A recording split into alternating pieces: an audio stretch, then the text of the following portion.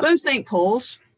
This week, my letter is about our wonderful altar guild, and I'm speaking with our longtime canon sacristan and head of all things altar guild, Konnie Dadmun. Konnie, would you please start our conversation by introducing yourself? Yes, I'm Konnie Dadmun, and I have been a member at St. Paul since 1965.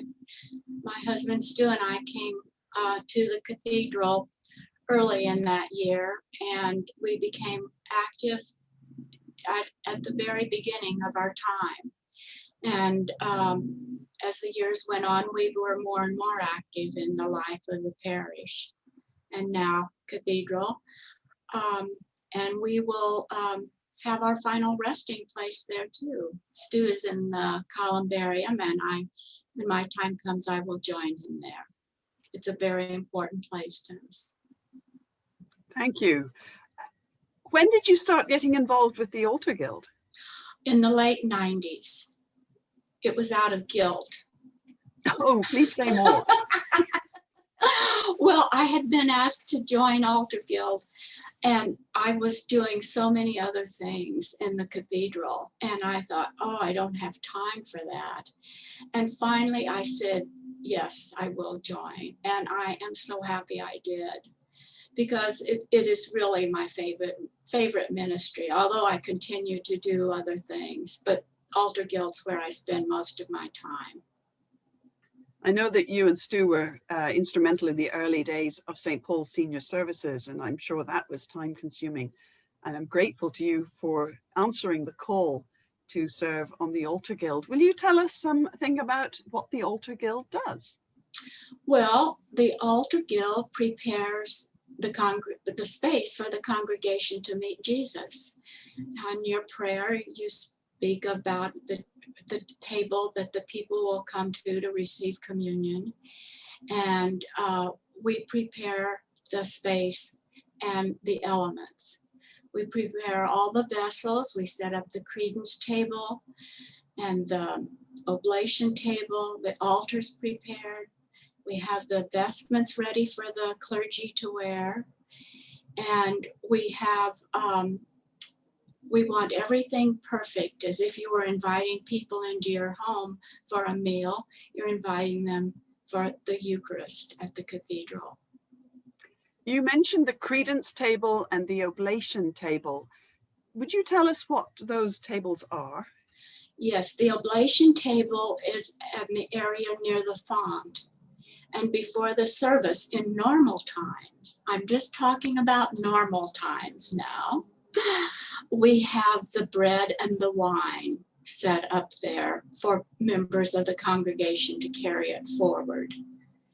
And then the credence table is against the wall under the organ pipes, and it is set with the chalices and patens and the lavabo bowl and other things, the stands for the books. And that is set up for the priest to use during the service. I hear you using words like chalice and lavabo bowl, and I wonder, do you have to pass an exam to be a member of the Altar Guild? Do you have to learn all this vocabulary? You do learn it, but you don't pass an exam, but you learn it because we try to explain these things in such a way that you know what the meaning is. Lavabo, to wash. And the chalice is a cup, and the paten is a plate. So though it's not really hard. It's just it's a new language, but it's a simple language.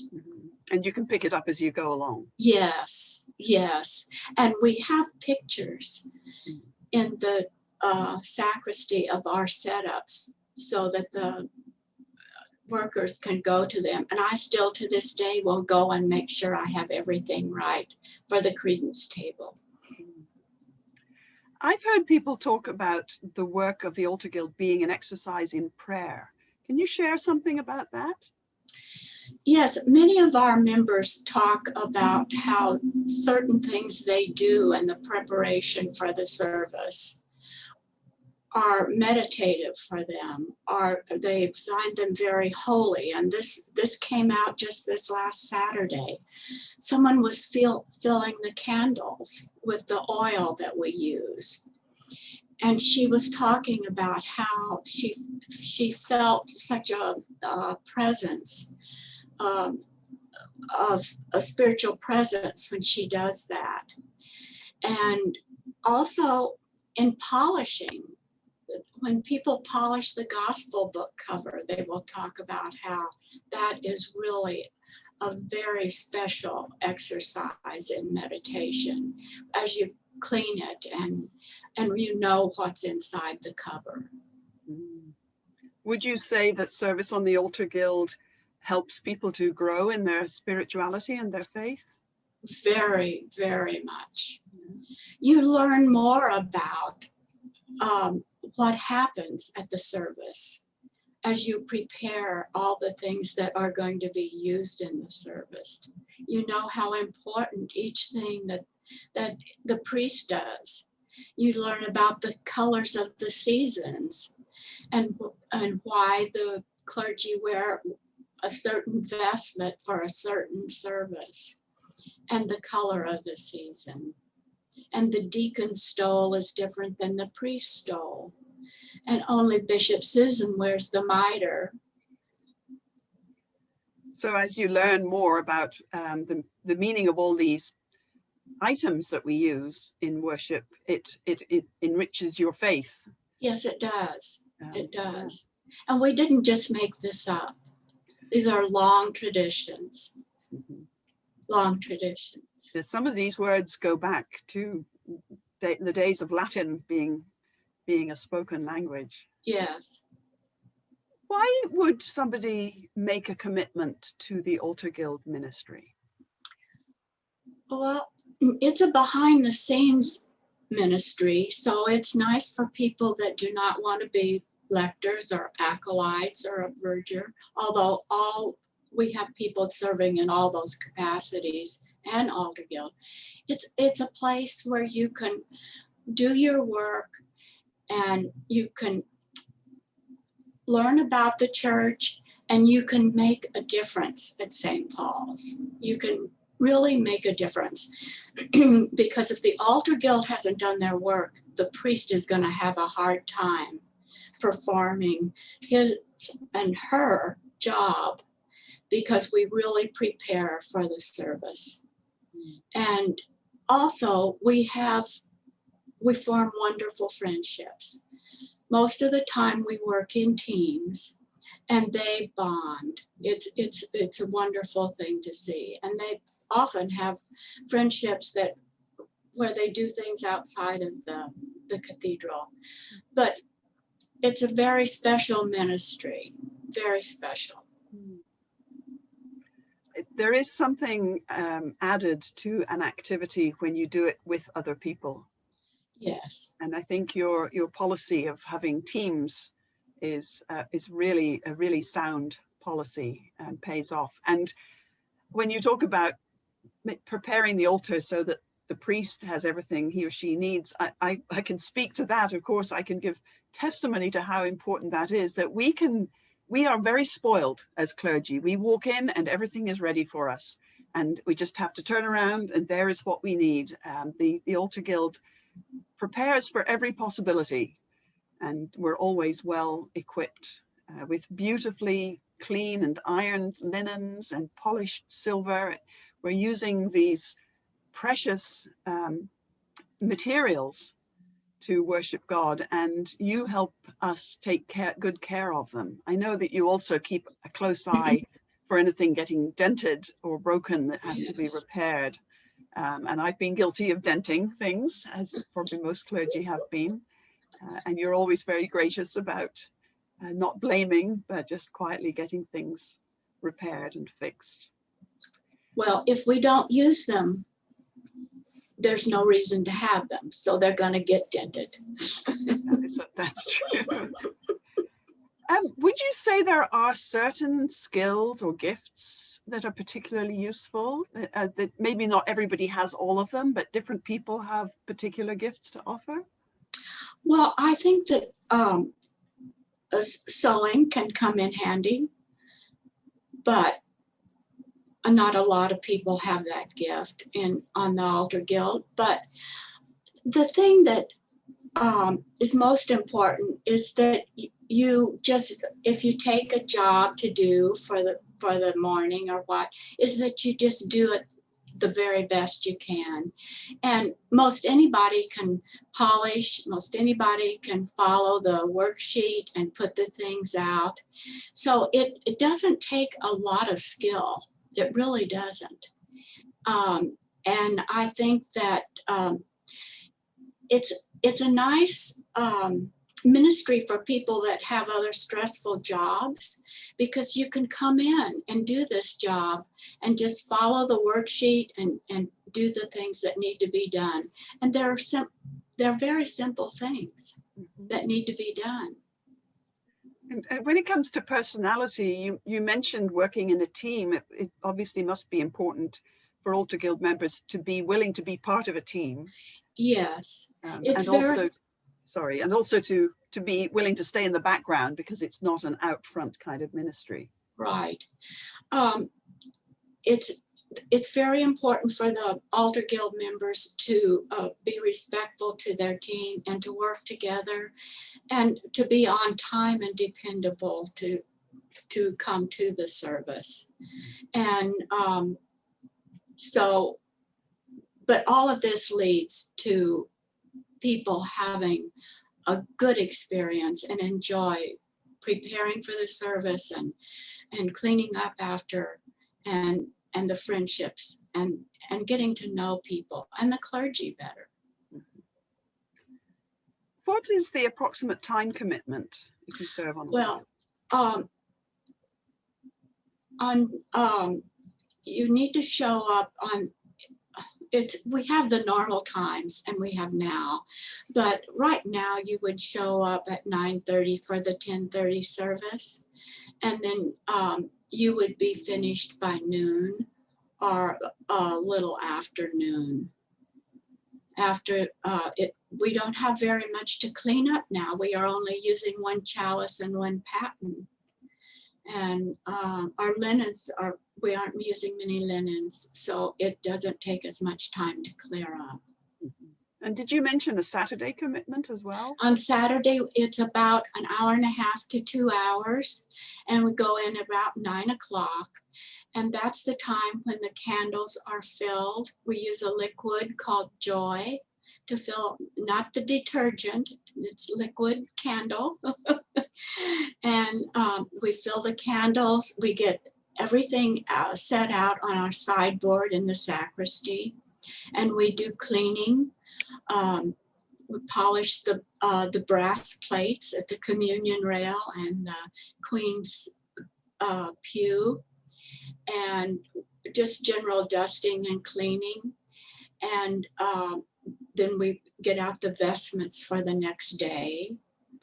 And if we have a baptism, we get out the special things for the baptisms, or any other special service, we would get out the things that were needed for that.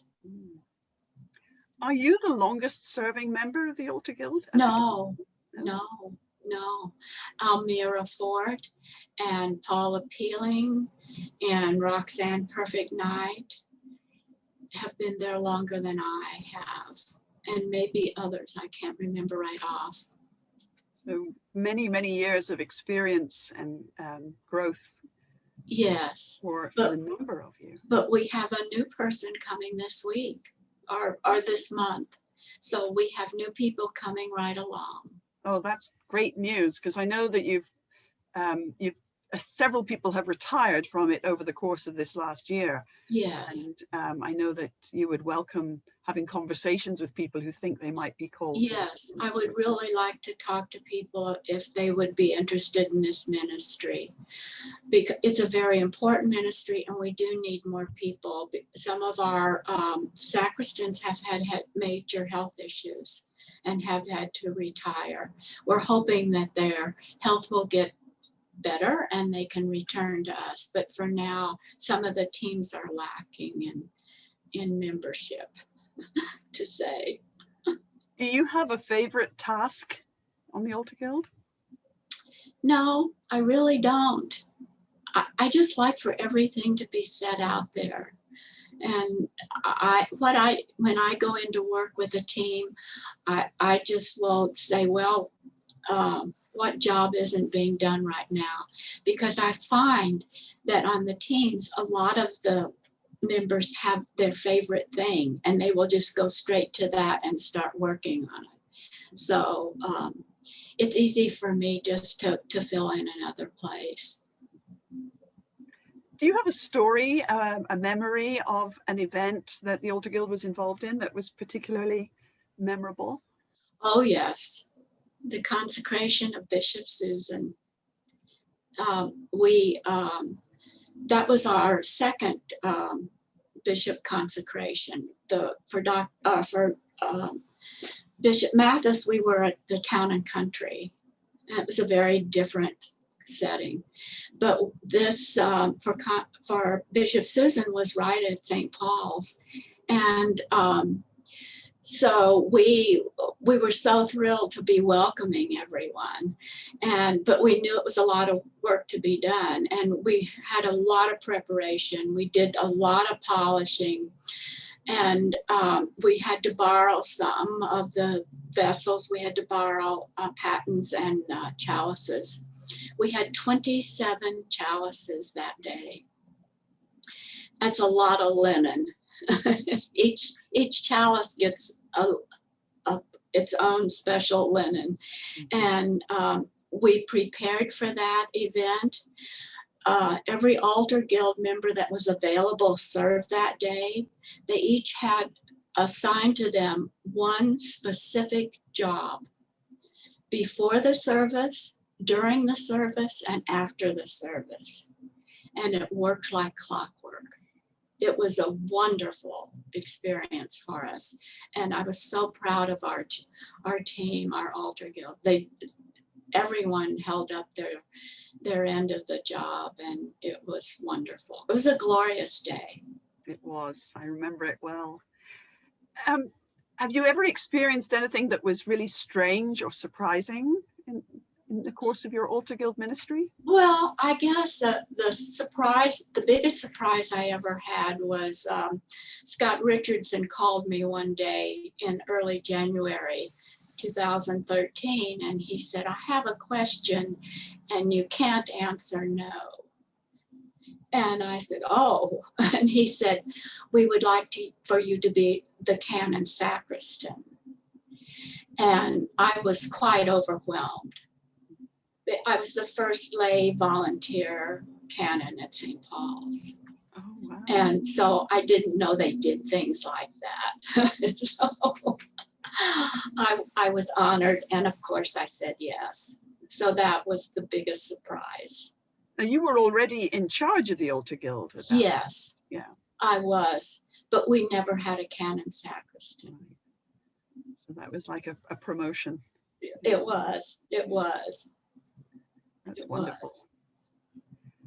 As we end our conversation, I wonder if there's anything you want to share about what St. Paul's means to you. Well, St. Paul's has been part of our lives since 1965, but through the years it became more and more important to both my husband and myself. And he served in many responsible jobs through the years. He had a Bible study that went on for about over 40 years. And he was senior warden many times and on the search committees. And I worked in education and the formation and hospitality. I did a lot of hospitality and still do. But after Stu died, the cathedral family really embraced me more and more. And then during COVID, I've met with St. Paul's people every day, except for about 2 weeks after I had my knee replaced. I would go to morning prayer as many days as I could, as well as evening prayer and all the other things. And St. Paul's is really part of my family, a very important part of my family. Mm-hmm. And they've supported me, and I do my best to support them. Oh, and you do, Connie. And your presence at the Zoom services every day is something that we all count on. I know that you help us keep track of the prayers and the attendance. There's no stopping you, even a pandemic. And I couldn't be more grateful for all that you do and all that the Altar Guild does for St. Paul's. We would not be the community we are without you and without your teams. And I'm very, very grateful. And I hope that we'll find 2 or 3 more people to join you soon as we come back out of the pandemic. Things are going to get busier again for the Altar Guild. Yes. I'm excited about the reopening possibilities. The guidelines are relaxing. And I look forward to seeing more of the Altar Guild and being able to be back fully into the beauty of our liturgy very soon. So thank you very much, Connie. I very much appreciate this time with you. Thank you. You're welcome. I'll just say to our friends, our St. Paul's family, I will see you on Sunday. Thank you.